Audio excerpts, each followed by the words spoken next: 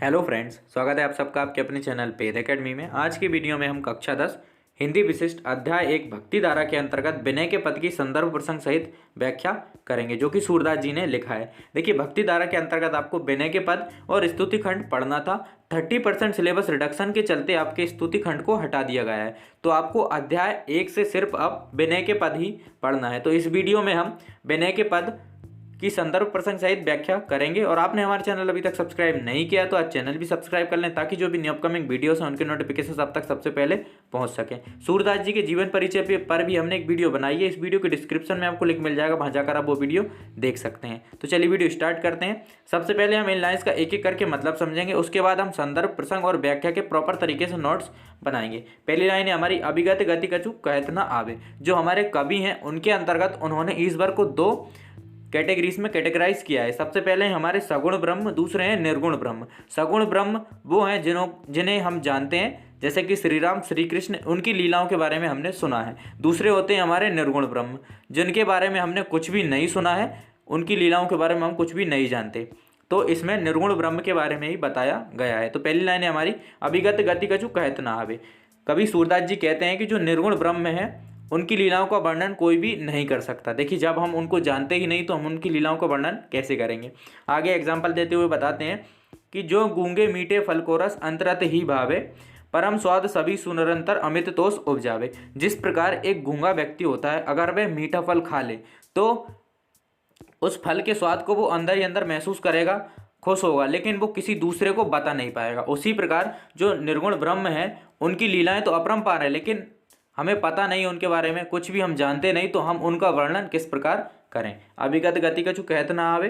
तो सूरदास जी कहते हैं कि जो निर्गुण ब्रह्म है उनकी लीलाओं का वर्णन कोई नहीं कर सकता। जो गूंगे मीठे फल को रस अंतरत ही भावे, परम स्वाद सभी सुनिरंतर अमित तोष उपजावे। जिस प्रकार एक गूंगा व्यक्ति होता है, अगर वह मीठा फल खा ले, उसको अच्छा लग रहा है वो फल का स्वाद, लेकिन वो किसी दूसरे को बता नहीं पा रहा है। उसी प्रकार जो निर्गुण ब्रह्म है उनकी लीलाएं अपरंपार है, लेकिन हम उनके बारे में कुछ जानते नहीं, तो हम उनकी लीलाओं का वर्णन किस प्रकार करें। आगे है, मन वाणी को अगम अगोचर जो जाने जो पावे। तो आगे बोलते हैं,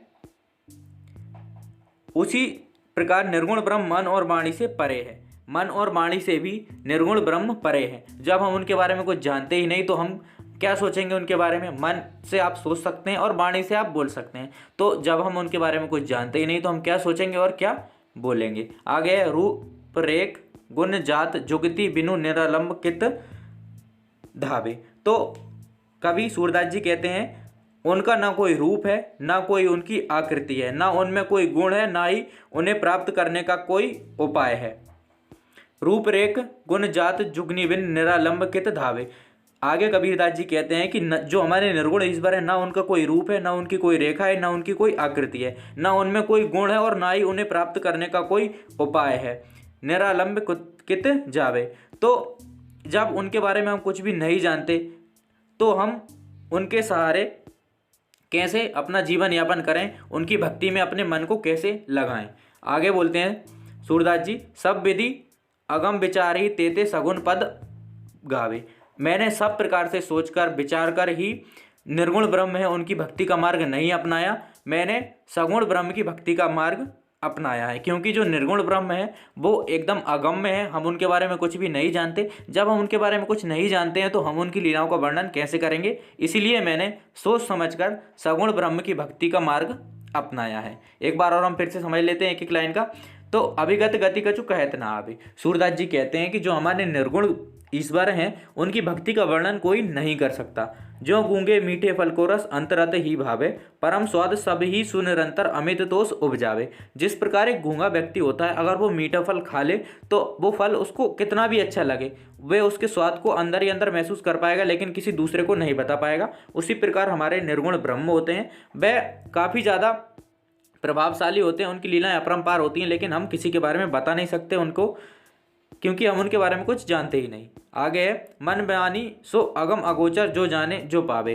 वह वाणी और मन से भी परे हैं, यानी कि जब हम उनके बारे में कुछ जानते नहीं तो हम क्या सोचेंगे उनके बारे में और क्या उनका बखान करेंगे। रूप रेख गुण जाति जुगनी बिनु।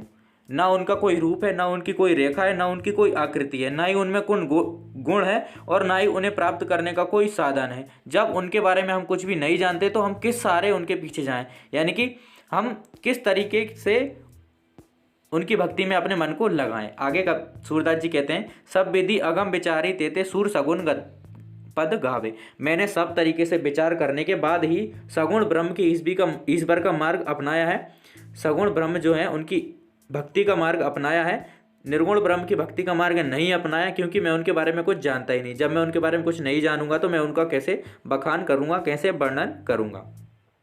अब इनके हम नोट्स बना लेते हैं। पहला है संदर्भ। तो संदर्भ में हमें लिखना होता है कि जो हमारा पैराग्राफ है वो कौन से चैप्टर से लिया गया है और उसके लेखक कौन है। तो प्रस्तुत पद भक्ति धारा नामक शीर्षक से लिया गया है। इसके रचयिता महाकवि सूरदास जी हैं। उसके बाद प्रसंग। देखिए प्रसंग होता है मूवी की ट्रेलर की तरह। अगर आपको पूरी मूवी नहीं देखना और पता करना है कि क्या होने वाला है मूवी में तो आप ट्रेलर देखकर भी पता कर सकते हैं। उसी प्रकार अगर आपको व्याख्या पूरी नहीं पढ़नी और प्रसंग ही पढ़ना है तो सफिशिएंट है यह जानने के लिए कि व्याख्या में क्या होने वाला है। तो देख लेते हैं क्या है प्रसंग। तो इस पद में कवि ने निर्गुण ब्रह्म को सब प्रकार से अगम जानकर सगुण ईश्वर का गुणगान किया है।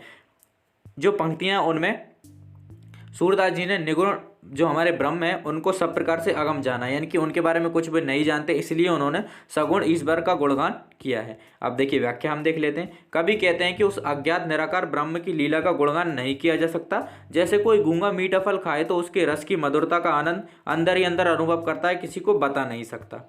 वह आनंद उसे संतोष भी प्रदान करता है, पर वह उसका वर्णन नहीं कर सकता। आप चाहें तो उसका स्क्रीनशॉट ले सकते हैं या फिर आप नोट डाउन कर सकते हैं। आगे है, उसी प्रकार निर्गुण ब्रह्म मन और वाणी से परे है।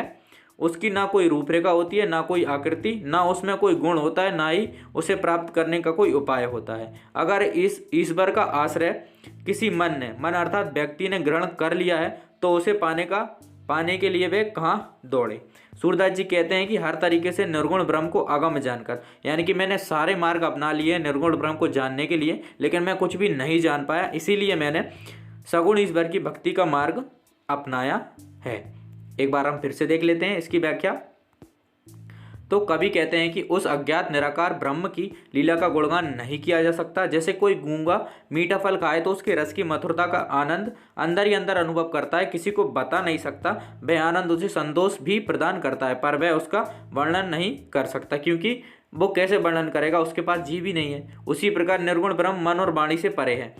मन और वाणी से परे है। मन से आप सोचेंगे किसी के बारे में, वाणी से आप बोलेंगे। तो जब आप किसी के बारे में कुछ जानते ही नहीं तो आप मन और वाणी का कैसे यूज़ करें, इस्तेमाल करें। उसकी ना कोई रूपरेखा होती है, ना ही कोई आकृति होती है, ना उसमें कोई गुण होता है और ना ही उसे प्राप्त करने का कोई उपाय होता है। अगर इस ईश्वर का आश्रय कोई मन यानी कि कोई व्यक्ति कर भी ले तो वैसे कहाँ ढूंढे। सूरदास जी कहते हैं कि हर तरीके से निर्गुण ब्रह्म को अगम जानकर ही मैंने सगुण ईश्वर की भक्ति का मार्ग अपनाया है। सूरदास जी कहते हैं कि मैंने सारे तरीके अपना लिए निर्गुण ब्रह्म को जानने के लिए, लेकिन मुझे सफलता नहीं मिली, इसलिए मैं सगुण भक्ति में लीन हो गया। अब देखिए हम देख लेते हैं विशेष क्या क्या यूज हुआ है। तो सगुण ईश्वर को सुगम माना है इन्होंने, सगुण ईश्वर की भक्ति को अच्छा माना है, क्योंकि हम उनके बारे में जानते हैं तो उनका हम गुणगान कर सकते हैं, उनकी भक्ति इजीली कर सकते हैं। अनुप्रास अलंकार का प्रयोग किया गया है। देखिए जहाँ भी सूरदास जी की बात होती है तो ब्रजभाषा जरूर आता है, तो ब्रजभाषा का उन्होंने यूज़ किया है। आई होप आपको वीडियो पसंद आई होगी। अगर आपको वीडियो पसंद आई तो वीडियो को लाइक शेयर एंड चैनल को सब्सक्राइब जरूर करें। एंड तक हमारे साथ बने रहने के लिए धन्यवाद।